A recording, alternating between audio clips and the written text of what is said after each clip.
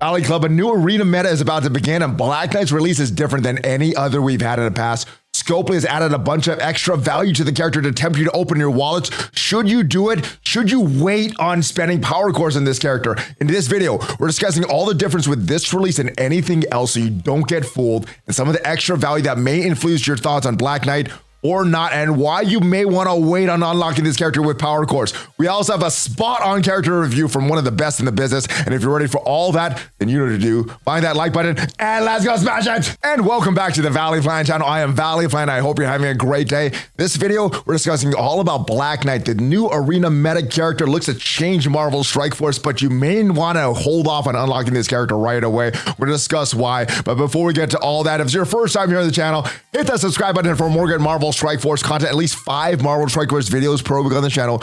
Usually there's more, but before we get to all the added value, why you may want to hold off on unlocking Black Knight, let's get a spot-on character review from Drew, the character review guy. So in your assessment, Drew, how good is Black Knight? G'day, Valley Club. It is I, Drew, the Rumor Guy, and I am back with another spot-on character review. And today, I am bloody stoked because the boyfriend of Morgan Le Fay is finally in Marvel Strike Force, and Black Knight's introductions means that she won't be a lonely MILF anymore. Now, they used to be enemies back in the day, but they hooked up last Valentine's Day, and they've been carrying on behind the scenes for a full year now. The Black Knight carries the ebony blade that he uses to counter anyone that attacks him or any of his allies, and he puts a bunch of negative effects on that enemy to remind him not to mess with them anymore.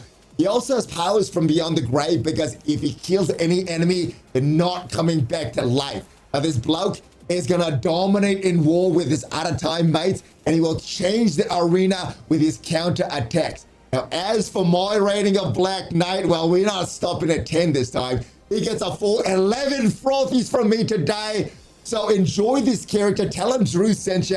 But it is Friday, which means it is frothy time. So I'm out like a dingo, but don't worry, I'll be back. Drew, 11 frothies. You must really, really like this character. I had no idea about Morgan Le Fay and Black Knight. That is the biggest bombshell for me. So appropriate for this romantic week in Valentine's Day. Let's move forward with why you may not want to like this character right away if you're going to use power cores. So according to this chart here, there is an event coming up on February 19th called Paint a Town Red. And if we go to the data mines associated with that, and of course, these are data mines, all subject to change, but the Paint a Town Red data mines say, gain progress in this event by spending power cores and opening ruby red orbs. So if you're thinking of unlocking Black Knight with power cores, well, you may want to hold off until this event begins so you can double dip, gain progress for this event, and unlock Black Knight. Now, the other way to unlock Black Knight right away is with some offers, and this may factor in your consideration. The out-of-time team will be required for the next legendary character. More details are coming soon.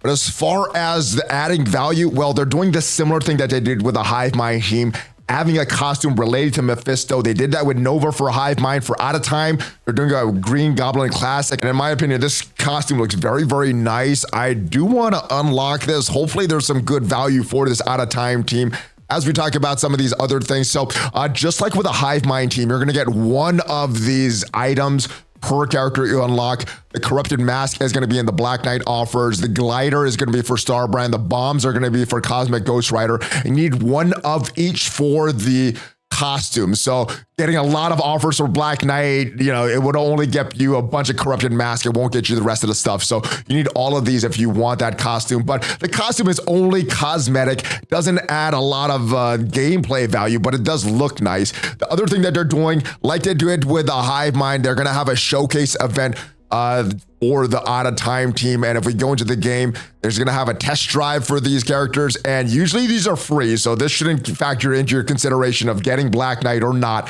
But the story challenge difficulty, usually, at least with this Hive Mind one, the story difficulty, or the challenge difficulty, excuse me, there's a few free ones that you could do with just Carnage and Venom. I'm assuming they're going to be the same for Captain America and Captain Carter. For some of the higher difficulties or some of the later nodes, you would need some of these newer members of the Out of Time team. And then with these higher difficulties, you would need certain star levels of your Out of Time characters. But moving on to the dark promos or the red stars for Black Knight, it was revealed last week. dark promos.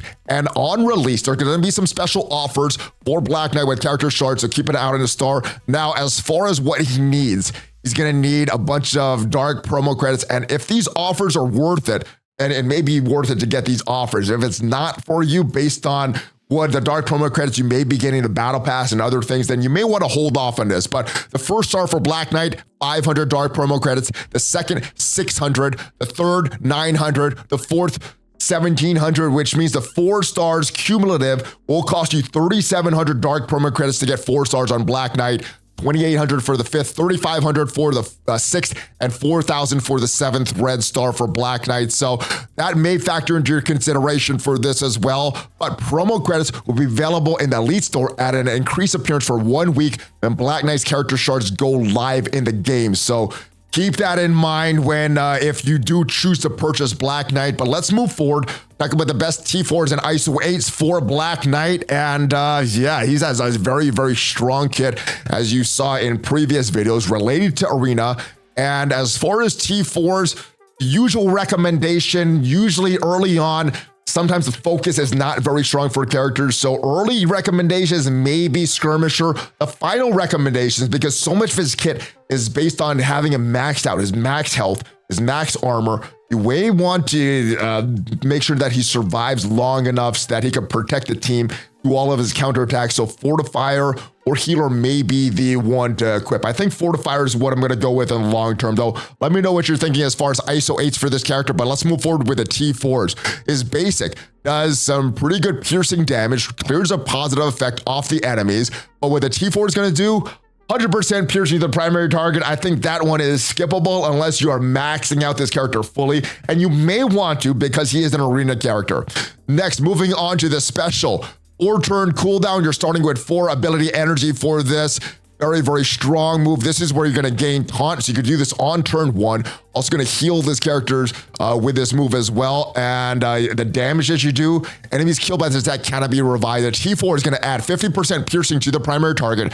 You're going to give him safeguard, so you can't just remove all this positive effects very easily. Immunity to self and a random adjacent ally and all out of time allies. This is a good T4, highly, highly recommended. Moving on to the ultimate. This is a very strong move. 5-turn cooldown, has 3 ability energy to start. Big AoE, big primary and adjacent target attack, piercing. Plus you're adding more damage based on his max health. The T4 is going to add even more damage, 100% piercing to the primary and secondary targets, and 20% of this character's max health will be used as damage. So strong, strong move. I like this move, but this passive is very, very good, and it revolves around charge. So when an enemy attacks this character or any ally, if this character has charge, does not have exhausted, so not going to get that in Arena. We'll have that subsequent battles in Crucible and War, though. You're going to clear barrier of that enemy, attack that enemy, 30% of this character's max health. Enemies killed by this attack cannot be revived like his special, like his ultimate. Immunity on that enemy, applying heal, block, and trauma, and 3 bleeds to that enemy, losing 1 of the charges, which is why the T4 is so important, because you're going to spawn with a bunch of charges, at least according to this right now. But you're going to gain a charge every time he takes a turn. In War, spawn, gain 5 charges instead. Not sure if this is a typo because he does have 5 charges here. Maybe a typo in this, but on turn, gaining 1 charge up to a maximum of 3, which is going to be important for the counterattacks that he does.